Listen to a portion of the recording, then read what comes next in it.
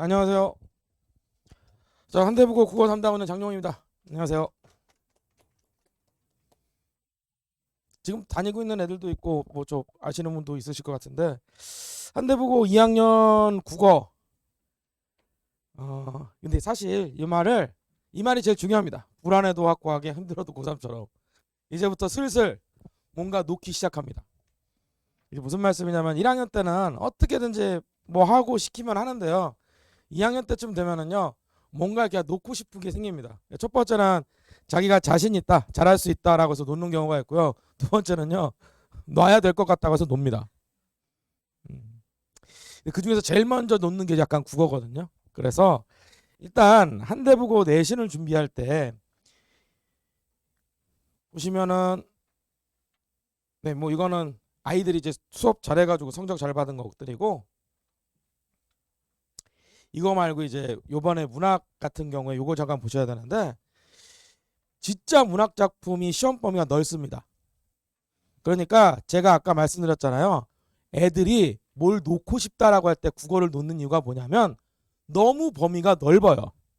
자, 교과서에서 13개 정도 하고 부교재를 이제 마더텅이라는 출판사에서 쓴 건데, 부교재 마더텅은 학력평가 기출을 모아둔 거예요. 근데 그게 뭐 굳이 연도별로 모은 건 아니고 마더텅 자체 기준 내에서 이제 여기저기서 따서 모아둔 거거든요. 그런데 그게 시험 범위가 어떻게 되냐면 2학년은 1학기 때 문학을 하고 2학기 때 문법을 합니다. 그렇기 때문에 1학기 때 마더텅 문학 기출문제의 절반이 시험 범위였고요. 중간고사 때는 기말엔 나머지가 시험 범위입니다. 두께가 이만하거든요. 그래서 일단 중간고사 때 부교재에 들어있는 게 110개가 있었습니다. 110개. 교과서 빼고요. 그런데 중요한 거는 저걸 다 해야 되느냐? 네, 다 해야 됩니다. 뭐가 나올지 모릅니다. 단 하나도 뭐가 나올지 설명을 안 해주세요. 찍어주질 않습니다. 그냥 시험 범위만 정해줄 뿐 뭐가 나온다고 얘기를 안 해주는데, 학교는 수업하지 않아요. 학교는 교과서만 수업해요. 그런데 교과서 작품은 시험에 잘 안 내요. 원래 교과서 수업을 하면은요, 교과서 13작품 수업하잖아요. 13작품을 원래는 출제를 다 해야 돼요. 교과서는. 부교재는 내도 되고 안 내도 돼요. 근데 재밌는 일이 교과서 13개 중에서 3개를 빼버립니다. 그리고 부교재 110개 중에서 12개인가를 냅니다. 그러면 무슨 일이 발생하느냐? 열심히 공부했는데 10% 정도만 출제가 된다는 얘기입니다. 그러니까 90%는 공부를 열심히 해도 안 나와요. 이래서 중간고사에 한번 충격을 받습니다. 그럼 기말 때 되면은 아이들이 저에게 물어봅니다. 시험에 뭐가 나와요? 모릅니다. 제가 어떻게 알겠어요? 시험 범위 정해주고 학교에서 얘기를 안 하신다니까요. 제가 한 6년 전에 당했던 일인데, 갑자기 학교에서 부교재 작품 중에 고전소설 2작품을 시험 이틀 전에 수업을 한 겁니다.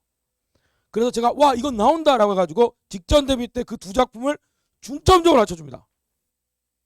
안 나왔습니다. 안 냈다니까요. 수업은 했지만 시험엔 안 낸 거예요. 그 얼마나 황당했어요. 그래서 한대부고는 속으면 안 돼요. 뭐가 나올지 아무도 몰라요. 그래서 다 해야 됩니다. 그래서 1학년 때도 분량이 많아서 고통스러워했는데 1학년 때보다 더 많은 게 2학년 때입니다.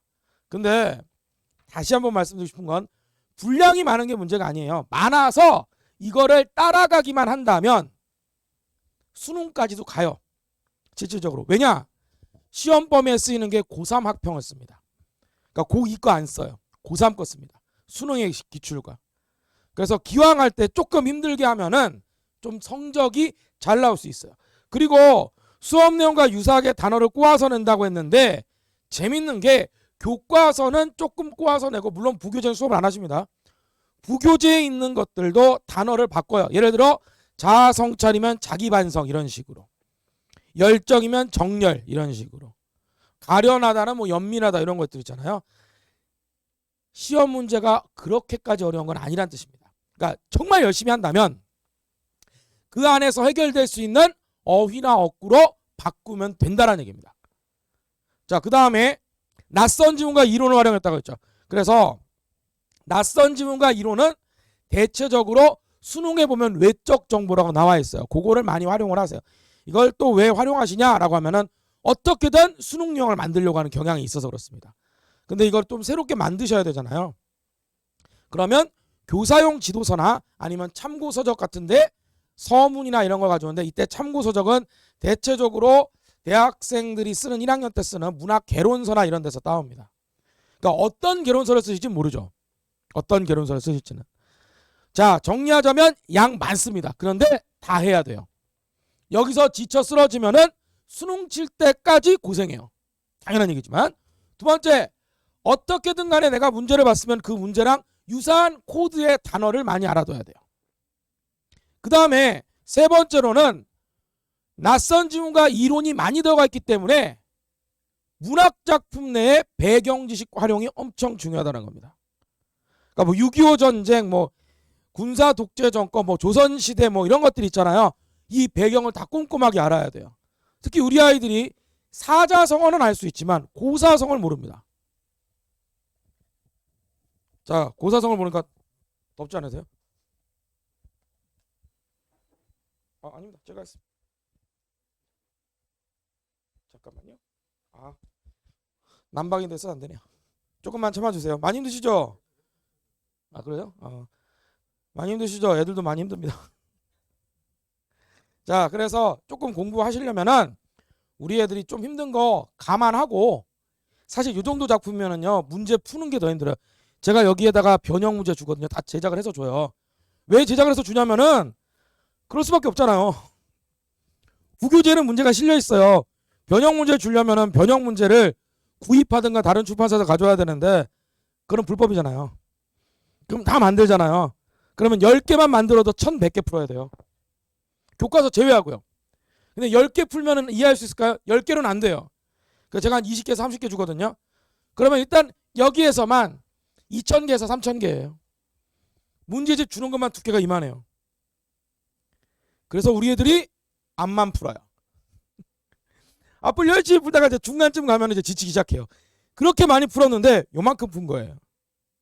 그래서 2학년 때는 정말 지구력입니다. 국어 같은 경우. 자, 그래서 작년 거 보는 건데 정말 문학작품 많다고 그랬죠. 여기 보면 이렇게 나와 있는데 이거는 시험지 가지고 제가 잘라서 여기저기 붙여둔 거거든요. 이게 교과서 작품 말고 부교재 작품들을 잘라서 만드십니다. 그리고 어떻게든 한대부고의 특징 중 하나가 뭐냐면은 작품이 너무 많은데 사실상 그 지면이 한정돼 있잖아요. 11쪽에서 12쪽 정도 하시거든요. 그 저기 B4 사이즈로 해가지고. 그래서 글자 크기 줄여요. 정말 줄여요. 글자 크기 줄이고요. 줄간격 줄이잖아요. 여기 줄간격 보이시죠? 요거는 다른 거. 느낌 오세요, 여기? 줄간격 줄여요. 그래서 애들이 읽다가 지쳐요. 50분 동안 시험 쳐야 되는데 시험 치다 보면은 한 5분 남았는데 한 2페이지 남잖아요. 그다음부터는 패닉이에요. 그다음부터 패닉입니다. 자, 그다음에 유사하게 단어 꼬아서 낸다고 말씀드렸는데 여기서 보면 문장 구조 반복하면서 막 이런 것들이 있잖아요. 이런 문제가 오히려 조금 힘들어해요. 무슨 말씀이냐면은 자, 여기서 유사한 문장 구조가 어떻게 반영되어 있는가를 찾아야 됩니다. 유사한 문장 구성이라고도 할 수 있겠죠. 뭐 예를 들면 통일성이 무엇이냐 이런 것들. 그러니까 여기에서 사용되는 조그만한 단어들이 본문에서 어떻게 구현되는지 찾아봐야 돼요. 그 다음에 여기서 보면 등장인물에서 이거는 희곡이었는데요. 여기서 보면은 뭐 이런 것 정도는 내용 확인 문제예요. 그래서 이거는 조금 쉬운 편에 속하긴 합니다. 그런데 발음의 유사성이다 라고 얘기하면 어떤 발음이 유사한 것인가, 어디까지 유사하다고 볼 것인가. 그리고 맨날 얘기하는 것도 있잖아요. 작품에서 반복되고 있다라고 하면 그러면 도대체 반복이 무엇인가. 반복은 2번 이상 나오면 반복입니다. 그러니까 특정한 시어나 식구, 단어나 어구가 2번 이상 나오면 반복이에요. 이거는 기준이 있어요. 시험 출제하는 기준이 있습니다. 대체적으로는 수능 기준은 국가에서 정해준 거고요.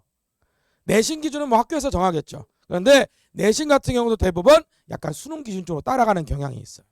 한대부고가 그 기준을 많이 따라갑니다. 그 다음에 이게 이제 낯선 지문인데 사실은 요 정도면은 좀 짧아서 괜찮은데요. 이건 길잖아요. 이게 어디서 가져왔냐라고 하면은 교사형 지도에 실려 있는 논문 참조, 그 다음에 참고 서적 이런 데서 가져오는 거예요. 이런 데서 조금 선생님들이 윤색하긴 합니다. 윤색하기도 하고요. 제가 이거 출처를 찾은 적도 있어요, 한번.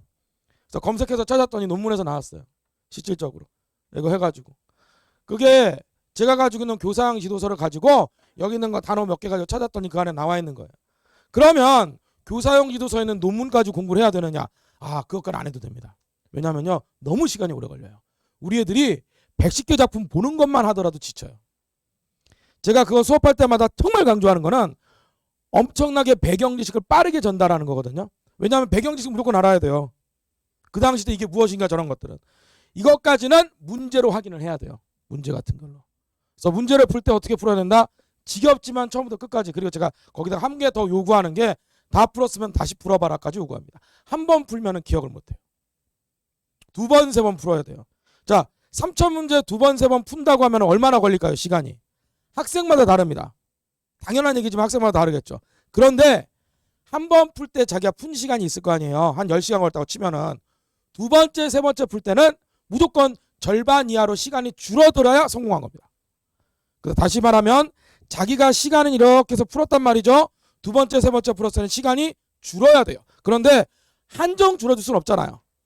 그래서 한 세 번째 풀고 네 번째까지 풀었는데 더 이상 시간이 안 줄어들어요 라고 하면은 거기까지가 자기가 공부했을 때 시간적으로 아낄 수 있는 총량입니다. 그러면 뭐냐? 공부는 어떻게 해야 되느냐? 거기까지 자기가 도달할 때까지 하는 거예요. 주어진 걸 반복해서 본다라고 얘기했을 때. 그래서 답은 어떻게 하면 될까요? 문제집에다 답을 쓰면 안 돼요. 연습장에다 써야 돼요. 그래야지 두 번째, 세 번째 풀잖아요. 그렇게 풀어서 시간을 줄여봤는데 여기까지다. 내가 10시간 풀었는데 한 4시간까지 됐고 더 이상은 안 줄어들더라. 그러면은 거기까지면 된 거예요. 나름대로 성공한 거죠. 자, 그 다음에 제가 준비할 때 보면 해설서 주거든요. 해설서를 읽어보면 돼요. 읽어보면 되는데 자, 해설서까지 해서 모두 다 주는 거는 저밖에 없습니다. 실제로 그랬고요. 작년 같은 경우에도 대부분 이제 한대국어 2학년 하는 국어에서는 그냥 교과서만 해주거나 이거는 이제 자료만 주는 경우가 많았습니다. 다른 출판사나 이런 데 복사해서 주는 경우가 많았거든요. 그거 함부로 주면 안 돼요. 자기가 만들지 않고서는. 근데 저는 이거를 모두 다 줬습니다. 왜 그랬냐면 다 그럴 줄 알고 저도 열심히 해서 줬거든요. 근데 저만 그랬어요. 두께가 이만한데요. 이거를 어떻게 공부하느냐. 자, 읽어보긴 해야겠죠. 여기가 왜 1탄일까요? 110작품에. 와, 만들기가 너무 힘들어요. 110개 해설 다 해야 되잖아요. 근데 그게 뭐 네이버에 있다 뭐 있다 없습니다. 뭐 있는 것도 있겠죠. 윤동주 씨 같이 유명한 분은 있겠죠. 근데 사실 그것까지는 뭐 어쩔 수 없는 건데 고3 작품은요. 특이한 작품이 매우 많아요. 우리가 일반적으로 알고 있는 주제는 뭐 긍정적으로 하자 뭐 이런 것들 있잖아요. 고3 들어가면요. 좌절, 절망의 소중함 같은 게 주제예요. 아예 주제의식이 배웠던 것에서 싹 바뀌어 나가요. 그래서 해설지가 많이 없습니다. 근데 이것도 활용을 어떻게 하냐면은 읽으면 되긴 하잖아요. 자, 문제 푸는 거는 일단 제외하고 얘는 읽어봐야지 이해가 될 거 아니에요. 저는 모든 수업을 다 해줘요. 해주고 복습할 때 읽는 거잖아요. 읽을 때도 마찬가지로 자기가 어느 선까지 읽고 나서 요게 두 번, 세 번 봤을 때 어느 정도 시간이 딱 멈춰져 있다라면은 거기까지예요. 거기까지. 그러니까 처음 시간을 지정할 수는 없어요. 얘가 10시간에 걸려서 다 읽을지 5시간에 다 읽을지는 아무도 모릅니다. 다만 10시간 걸리는 애는 무조건 많이 봐야 돼요. 무지하게 느린 거예요. 뒷문제를 못 푼다니까요. 그래서 웃긴 게 뭐냐면은 학교 시험 난이도 점검하면은 뒷문제가 어려운 거로 나오거든요. 뒷문제가 어려운 게 아니라 못 푼 겁니다. 못 풀어서 그냥 난이도가 높게 나와요. 찍기는 찍었을 거 아니에요. 찍었으면 다 틀리잖아요. 앞부분은 엄청 점수가 높아요. 왜냐면 앞부분에 너무 열심히 집중했거든요. 뒤로 갈수록 점수가 안 나와요. 왜냐면 급하거든요. 마음이. 한 절반 남았는데 막 30분 지나잖아요. 50분 시험에. 그러면 미친 듯이 푸는 거예요. OMR 마킹할 때 보면 이제 가관인 거예요. 이제 막. 자, 그거를 방지하기 위해서라도 이 상세 분석집 주는 이유가 뭐냐라고 하면 읽어봐라고 하는데 이거 쉽진 않습니다. 근데 제가 정리해줘요. 야, 1탄은 3시간 권역안에 읽을 때까지 반복하고 이해가 안 돼도 된다. 이해 안 되면 나에게 물어보는 사전 차트 다 좋은데 한 번은 그냥 읽어라. 그리고 움직이지 말고 읽어라. 중간에 읽다가 화장실 가고 카톡 잠깐 보내고 다 망한다. 한 번은 그냥 읽어야 된다. 요래야지 자기 포인트가 나와요. 나 몇 시간 걸리는 사람이구나. 그거가 기준점으로 공부하는 거예요. 자, 이게 변형 문제입니다. 자, 갈래복합, 고전서, 현대서 이렇게 나오죠. 이 모든 문제들을 제가 직접 만듭니다. 여기서 뭐가 나올지는 몰라요. 10% 정도 나오겠죠. 그러면 다 해야 됩니다. 일단 우리 애들이 2학년 때 중요한 거, 나는 비효율적일 수밖에 없다는 걸 인식해야 돼요. 뭐가 나올지 모릅니다. 아무도 모르고요. 학교 선생님이 수업 이틀 전에 무슨 작품을 했더라도 안 나올 수 있습니다. 제가 당해봤더니 한 2번 당했거든요. 왜 2번 당했냐면, 2번째는 솔직히 약간 속는 느낌이 있긴 한데 아이들에게는 그 갈망과 열망, 쉽게 말하면은 떨리는 거예요. 나올까봐. 해줬어요. 안 나왔어요. 안 나왔다니까요. 그러다 그거 가지고 뭐라고 하겠어요. 원래 그렇게 낼 수 있어요. 안 내도 되거든요. 자, 그 다음에 자, 단답형으로 조금씩 외우는 거예요. 단답형으로 조금씩 외우는 글자 쓰기. 근데 우리 애들 시험 문제는 단답형이 없어요. 다 객관식이에요. 이걸 왜 하냐면은 키워드를 적용해 보는 거. 예를 들어서 자아 성찰이면은 자기 반성 단어 찾는 선택지를 고르는 능력. 아까 뭐 구조화다, 긍정적이다 이런 용어들 있잖아요. 문학에서 쓰이는 용어들이 사실은 대부분 다 정형화돼 있어요. 몇 번 하다 보면 다 알아요. 그런데 희한하게 그 단어를 보면은 명상에 빠지는 아이들이 있어요. 내가 생각한 건 왜 답이 아닐까 그러면서. 저는 그런 얘기 한 적이 없어요. 주어진 것만 제발 꺼내서 적용해라. 요거 얘기만 합니다. 너는 생각하지 말아라. 저 문법 할 때도 애들한테 얘기합니다. 너 입 벌리고 발음하지 말아라. 너 표준어 아니다. 서울 산다고 표준어가 아니에요. 사투리예요. 열심히 발음한다고요. 그러고 틀려요. 억울하다면서. 저는 그렇게 발음 안 하는데요. 네 발음이 틀렸으니까요. 제발 하지 말라고. 자, 어떻게 한다고요? 암기를 시키는데 수업 내용이 이해됐겠죠? 단어를 외우고 어떻게 한다고요? 유사하게 적용하는 것. 그죠? 손가락으로 기억하는 거예요. 그래서 이게 또 한 번 나가서 자기가 이제 막 써보면서 아 이게 요거구나까지 알면 돼요. 요거까지 딱 해가지고. 그러고 읽어보고 문제 풀고 양이 많으니까 빨리 해야 됩니다. 솔직히. 그런데 제일 중요한 건 정답을 맞히는 게 제일 중요해요. 정답을 맞히는 거. 자, 그래서 클리닉 때 오면은 또 다르게 자료 주고 공부합니다. 자료도 공부하는데 요 자료들도 와서 제일 중요한 포인트는 이겁니다. 그때 와서 놀지 않으려고 과제를 해두고 뭘 해도 돼요. 그런데 정말 우리 애들이 중요한 거 지식이 없어요. 문학적으로 어떤 걸 찾아야 될지 지식이 없습니다. 그거를 위한 키워드를 암기하는 걸 우선으로 합니다. 그러니까 어머니 아버님들도 얘가 왜 공부를 안 하고 막 혼내고 싶어도 혼이 안 나는 이유는 이건 난방 같은데요. 네, 꺼버리죠. 자, 그래서 안 되는 이유가 뭐냐면은 키워드를 적용을 시키기 어려워서 그래요. 요새는 수능 같은 경우는 일부러 키워드 굉장히 약간 돌려서 내요. 왜냐하면 킬러 문항을 없앤다라고 했기 때문에 무슨 일이 발생하냐면은 같은 말인데 살짝씩 꼬아내는 거예요.